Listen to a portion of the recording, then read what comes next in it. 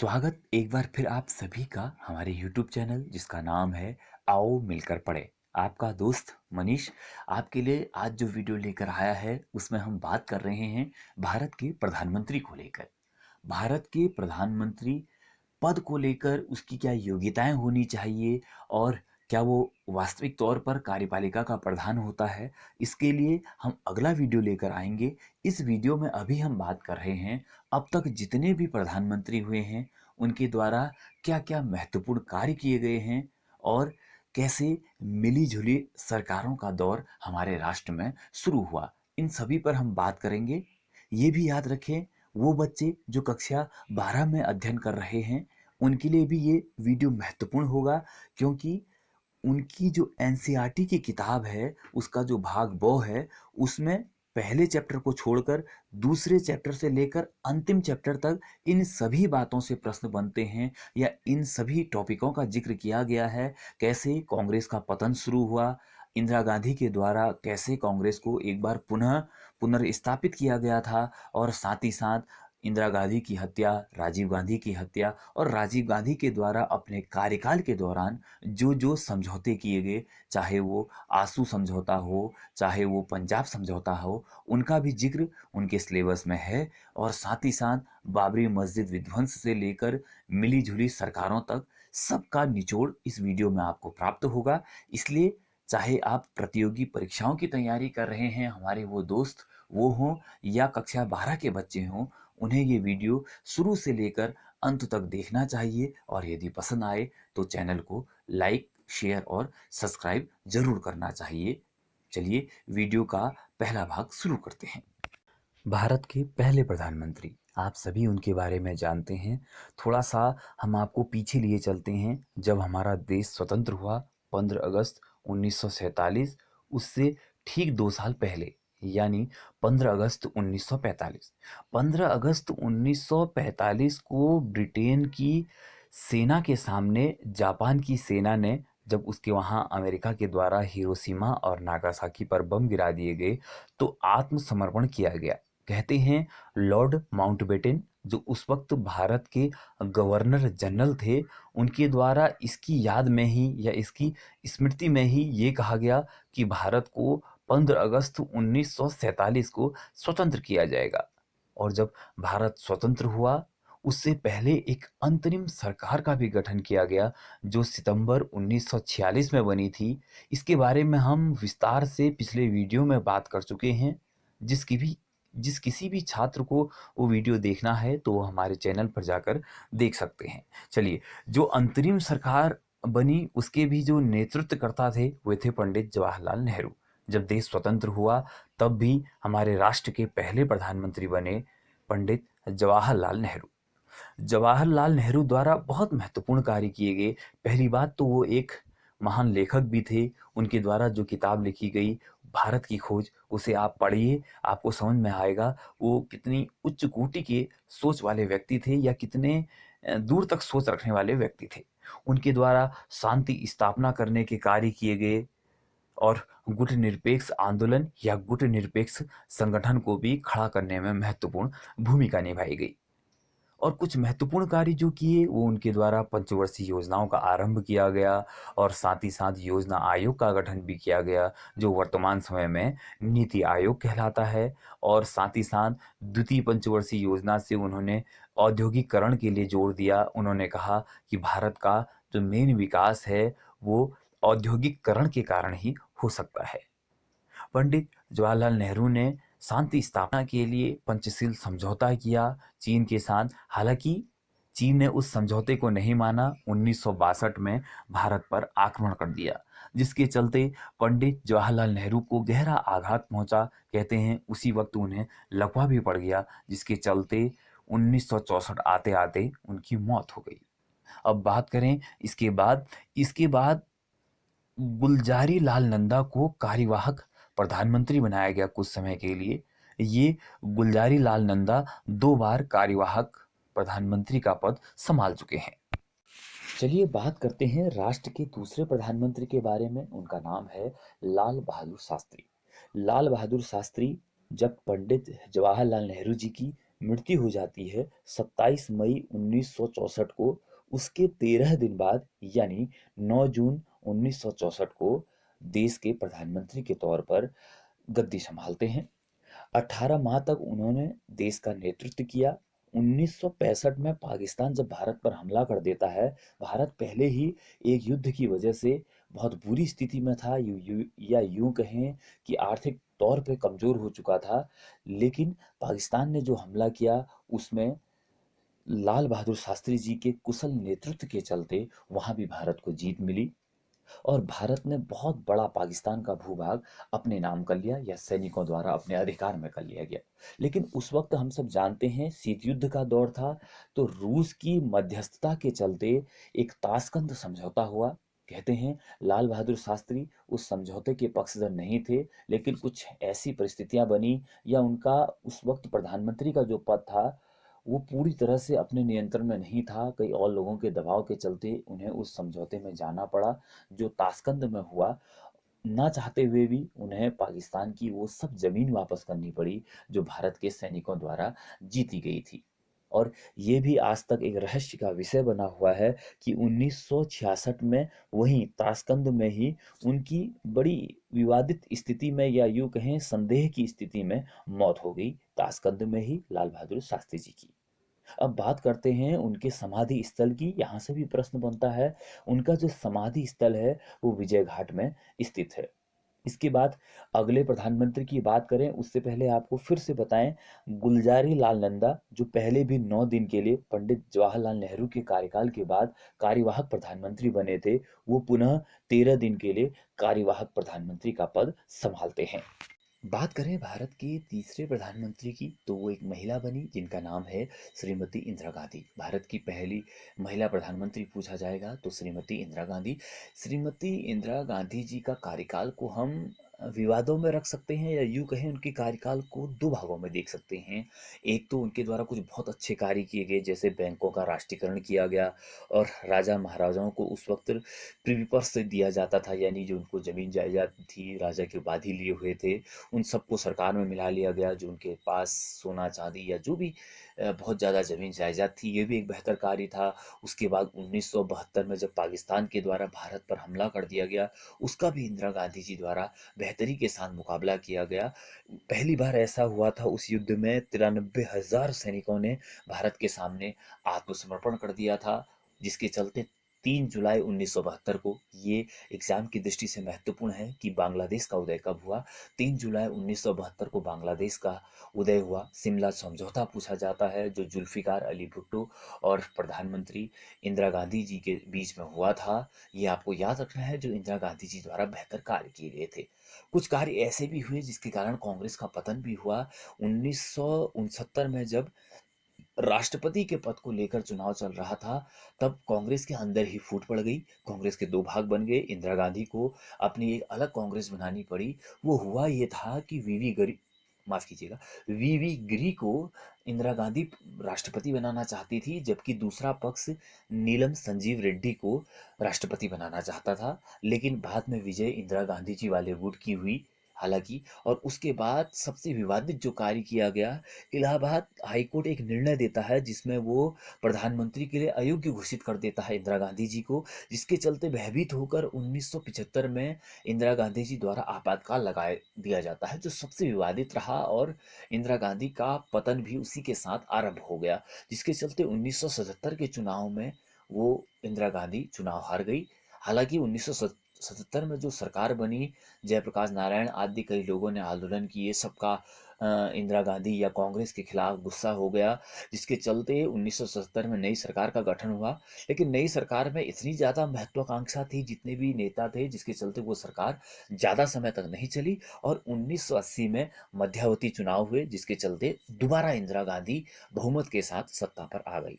अब इसके बाद इंदिरा गांधी द्वारा फिर दोबारा कुछ अच्छे कार्य किए गए, जैसे एशियाई खेलों का आयोजन किया गया 1982 में पहली बार, और गुट निरपेक्षता आंदोलन की वो अध्यक्ष भी रही, और इसके द्वारा बहुत अच्छे कार्य किए गए। लेकिन यहाँ से एक बड़ी दुखद खबर आई कि पंजाब के एक प्रांत है, या पंजाब के कुछ ऐसे समझ सकते हैं।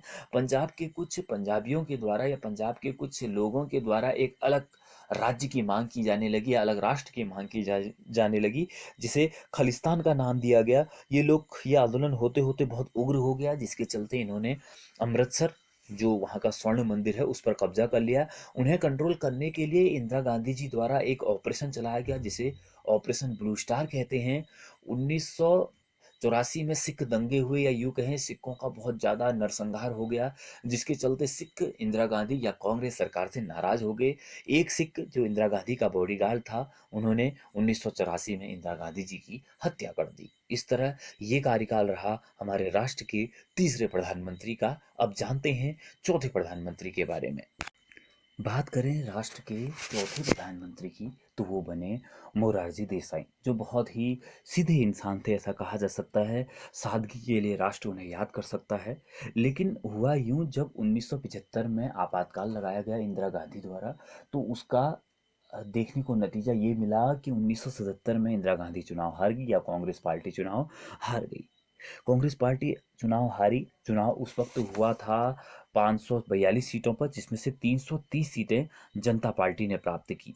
सूरत से सांसद थे मोरारजी देसाई। मोरारजी देसाई उस वक्त प्रधानमंत्री तो बन गए, उप प्रधानमंत्री या जो दूसरे नंबर का व्यक्ति था, वो थे चौधरी चरण सिंह। चौधरी चरण सिंह इंदिरा गांधी के बहकावे में आकर, या इंदिरा गांधी के भड़काए जाने पर विद्रोह कर देते हैं, या यूं कहें बगावत कर देते हैं जनता पार्टी के साथ, और 28 जुलाई 1979 यानी कि 1979 को अपनी सरकार बना लेते हैं और अपने को प्रधानमंत्री घोषित कर देते हैं।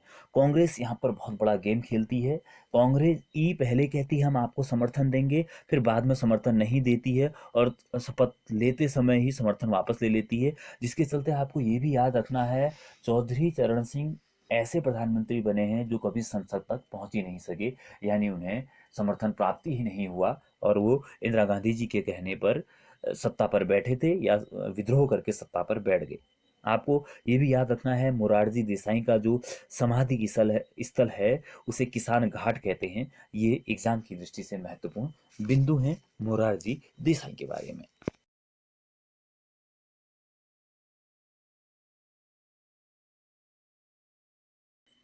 चौधरी चरण सिंह के बारे में हम बात कर चुके हैं, लेकिन आपको यहाँ पर उनकी फ़ोटो दिखा रहे हैं, या उनके बारे में थोड़ा बहुत जीवन परिचय बता रहे हैं। ये 28 जुलाई 1979 को 1979 को सत्ता में बैठे थे, आपको ये याद रखना है। और लेकिन ये ज़्यादा समय तक प्रधानमंत्री नहीं बन पाए। लेकिन हाँ, उम्र के मामले में ये बहुत ज़्यादा जिए थे। 100 वर्ष की उम्र में इनका निधन हुआ था।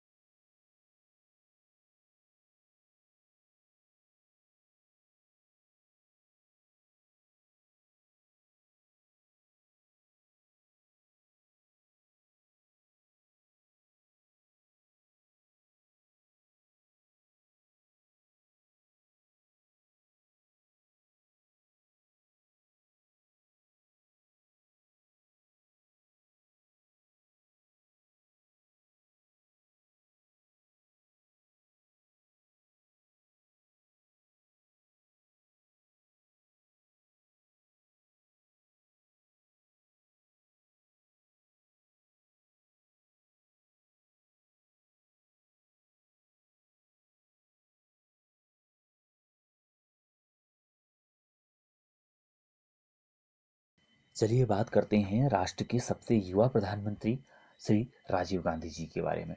राजीव गांधी जी इंदिरा गांधी की हत्या के बाद सत्ता पर बैठे। राजीव गांधी को राजनीति का अनुभव नहीं था, वो एक पायलट थे इससे पहले जब राजनीति में आए। लेकिन उनके द्वारा कुछ अच्छे कार्य किए गए, जिसके चलते उन्हें आज भी याद किया जाता है। जैसे हम बात करें तो उनके द्वारा मतदान की आयु 21 से 18 उनके ही कार्यकाल में हुई है। दक्षिस की स्थापना, दक्षिण एशियाई क्षेत्रीय सहयोग संगठन जिसे हम सार्क भी कहते हैं, जिसका मुख्यालय काठमांडू में है।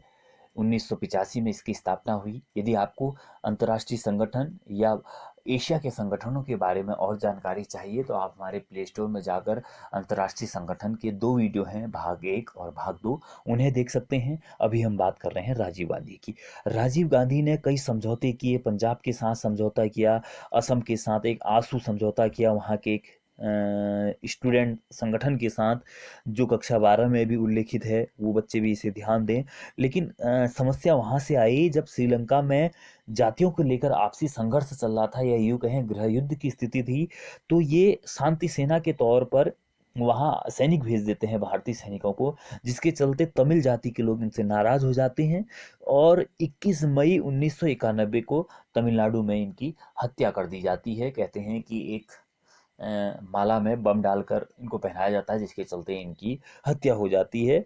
लेकिन इनके कार्य बहुत सराहनीय रहे हैं। ये कह सकते हैं कि भारत में कंप्यूटर लाने का श्रेय भी श्री राजीव गांधी जी को लाता है। हर व्यक्ति बेहतर कार्य भी करता है, भले राजनीति का उसे जितना भी अनुभव हो, लेकिन इनके अब तक हम जान चुके हैं भारत के 7 प्रधानमंत्रियों के बारे में। अब बात करते हैं भारत के 8वें प्रधानमंत्री के बारे में, जिनका नाम है विश्वनाथ प्रताप सिंह। 1989 के चुनाव में ये राष्ट्र के प्रधानमंत्री बने। मंडल आयोग की सिफारिशें उसी वक्त राम मंदिर का निर्माण या यूं कहें बाबरी मस्जिद का विध्वंस हुआ, ये सब इनके ही कार्यकाल में हुआ। जो इनके समर्थक थे चौधरी देवीलाल चंद्रशेखर थे, वे खुद प्रधानमंत्री बनने की चाहत रखते थे, क्योंकि ये भी जनता पार्टी से थे। वहाँ भी कई लोग महत्वाकांक्षा रखते हैं, हर चाहता है कि आपको पता ही है राजनीति में कुर्सी का लालच होता है, हर कोई समझता है कि मैं प्रधानमंत्री बनूं। जिसके चलते जो इनके समर्थक थे चौधरी देवीलाल चंद्रशेखर, ये खुद भी प्रधानमंत्री बनने की होड़ में आ गए, जिसके चलते फिर दोबारा से 1990 के आते आते जनता दल एक बार पुनः बिखर गया। चंद्रशेखर प्रधानमंत्री बन गए। 10 नवंबर 1990 को इन्होंने शपथ ली। फिर दोबारा कांग्रेस ने एक बार इनको समर्थन देने की बात की, लेकिन 1991 में समर्थन वापस ले लिया। फिर बैठे हैं सत्ता में अगले प्रधानमंत्री।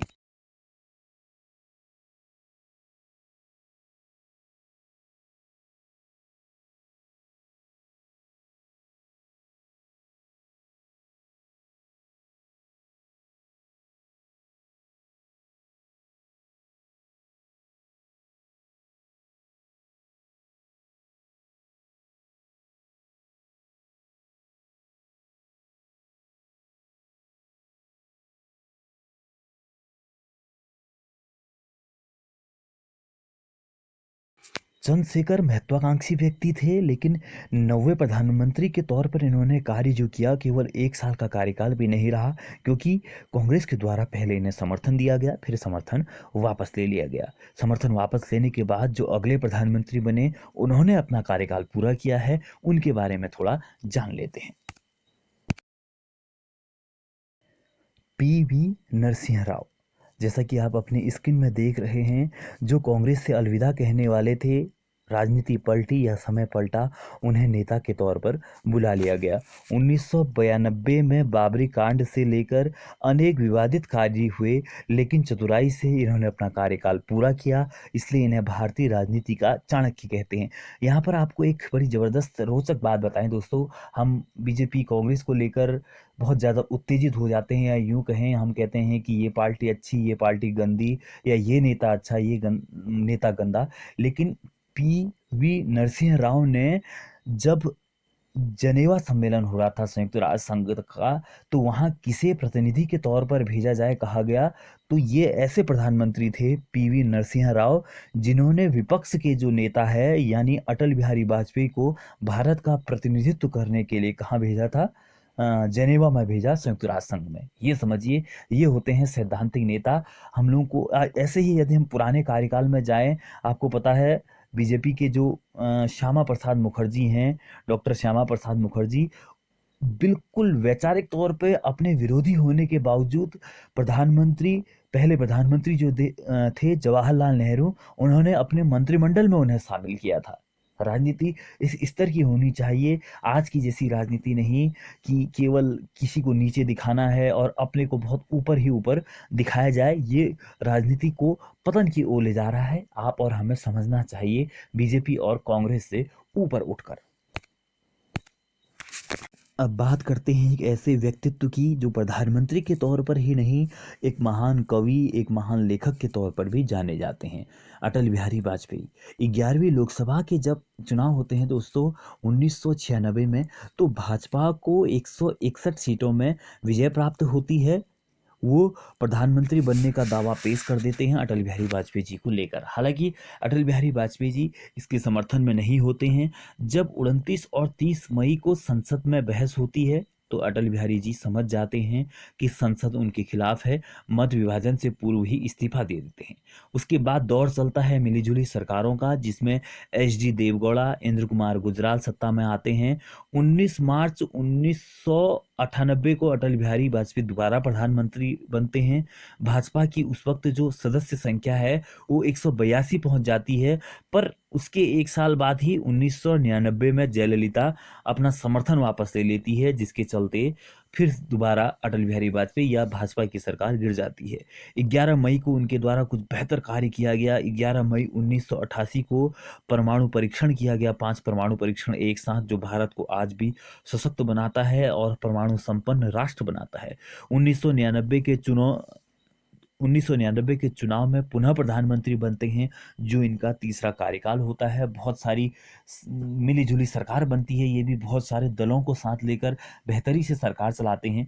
अटल जी ने भारत को सशक्त किया आर्थिक तौर पर, लेकिन पाकिस्तान के साथ संबंध बेहतर करने के प्रयास में आप सब जानते भी होंगे, आगरा शिखर वार्ता। 11वीं लोकसभा की अभी हमने बात की थी, 1996 में चुनाव होते हैं, जिसमें भाजपा को 161 सीटें मिलती हैं। सरकार बनाने का दावा करते हैं, लेकिन 13 दिन तक ही सरकार चलती है। और उस बीच दो प्रधानमंत्रियों का हमने जिक्र किया था, उनमें एक थे एच डी देवगौड़ा, यानी कि हरदनहल्ली डोडेगौड़ा देवगौड़ा, जो कर्नाटक के मुख्यमंत्री से सीधे राष्ट्र के प्रधानमंत्री बन गए। 10 माह तक पीएम का इनका कार्यकाल रहा। 1997 के आते आते कांग्रेस ने अपना समर्थन वापस ले लिया और इन्हें सत्ता से बाहर होना पड़ा। ये बड़ी तेजी से जो प्रधानमंत्री परिवर्तित हो रहे हैं एक एक साल के लिए, तो उसका कारण ये है दोस्तों, किसी भी पार्टी को स्पष्ट बहुमत नहीं मिला है। मिली-जुली सरकारें बनी हैं। जो अपने साथ ज़्यादा पार्टियों को जोड़ पाया वो सत्ता पर बैठा। इसी क्रम में बात करते हैं इंद्र कुमार गुजराल की। इंद्र कुमार गुजराल 21 अप्रैल 1997 को 11 महीने के लिए सत्ता पर बैठते हैं। मार्च 1998 को इनको सत्ता खोनी पड़ती है। 24 पार्टियों के सहारे सरकार चल रही थी। 2012 में आप सबको मालूम है इंद्र कुमार गुजराल का निधन हो जाता है। तो 2004 में आम चुनाव हुए। चुनाव पंडितों का कहना था कि सत्ता में बीजेपी की वापसी होगी, लेकिन ऐसा नहीं हुआ। सारे समीकरण उलट हो गए। बीजेपी ने साइनिंग इंडिया का नारा दिया था, वो भी नहीं चला। और सबसे ज़्यादा जो सीटें प्राप्त हुई वो प्राप्त हुई कांग्रेस को। हालांकि कांग्रेस को इतनी सीटें भी प्राप्त नहीं हुई कि वो खुद से सरकार बना ले। इसलिए गठबंधन की सरकार बनाई गई, जिसे नाम दिया गया यूपीए, यानी यूनाइटेड प्रोग्रेसिव अलायंस, जिसे हिंदी में कहते हैं संयुक्त प्रगतिशील गठबंधन। ये महत्वपूर्ण है, इसे याद कीजिएगा। अब बात करते हैं प्रधानमंत्री की, तो डॉक्टर मनमोहन सिंह भारत के 14वें प्रधानमंत्री के तौर पर याद किए जाएंगे या याद किए जाते हैं। उनके द्वारा जो पद प्राप्त किया गया, कहते हैं कि वो सौभाग्यवश प्राप्त किया गया, क्योंकि सोनिया गांधी जी के प्रधानमंत्री बनने के आसार थे, लेकिन उनके द्वारा मना कर दिया गया, प्रधानमंत्री का पद ठुकरा दिया गया। भारत के पहले प्रधानमंत्री थे जवाहरलाल नेहरू जी। जवाहरलाल नेहरू जी के बाद जिसने अपने 2 कार्यकाल पूरे किए, यानी कि 10 साल का पूरा कार्यकाल पूरा किया, वो है डॉक्टर मनमोहन सिंह। इनके द्वारा अपना कार्यकाल बेहतरी के साथ पूर्ण किया गया। ये महान अर्थशास्त्री हैं। इनके द्वारा 1991 में जो वित्तीय आपातकाल लगने की स्थिति आ गई थी भारत में, उससे भी भारत को बाहर निकाला गया। मनरेगा यूपीए के कार्यकाल में ही आया। और हम बात करें सूचना का अधिकार भी यूपीए के कार्यकाल में आया। कई योजनाएं, महत्वपूर्ण योजनाएं, जैसे आधार कार्ड की बात करें, ये सब यूपीए के कार्यकाल में ही कार्य किए गए हैं, जो एक महत्वपूर्ण कार्य हैं। अब बात करें इसके बाद 2014 में जब चुनाव होते हैं, तो प्रचंड बहुमत के साथ सत्ता में आती है बीजेपी। और उसके बाद दूसरे जब चुनाव हुए कुछ समय पूर्व, तो तब भी सत्ता में आई है बीजेपी, जो और अच्छे बहुमत के साथ सत्ता में आती है। इस प्रकार कह सकते हैं कि पिछले 2 लोकसभा चुनाव में हम देखते हैं तो एक पार्टी को स्पष्ट बहुमत मिला है, वो और अभी वर्तमान में हमारे राष्ट्र के प्रधानमंत्री हैं, वो है नरेंद्र मोदी। आज का वीडियो यहीं तक। ये वीडियो वैसे ही बहुत लंबा हो चुका है। अगले वीडियो में हम बात करेंगे प्रधानमंत्री की वैधानिक शक्तियाँ क्या क्या हैं, उसकी विधायी शक्तियाँ क्या हैं, उनके बारे में जानेंगे। इस वीडियो में कहीं पर कुछ त्रुटि रही हो तो हमें कमेंट बॉक्स में ज़रूर बताइए, और यदि आपको हमारे वीडियो पसंद आ रहे हैं तो उन्हें लाइक शेयर करना ना भूलें। तब तक आप अपने अपने घरों में स्वस्थ रहें, सुरक्षित रहें। मिलते हैं नए वीडियो के साथ जल्द।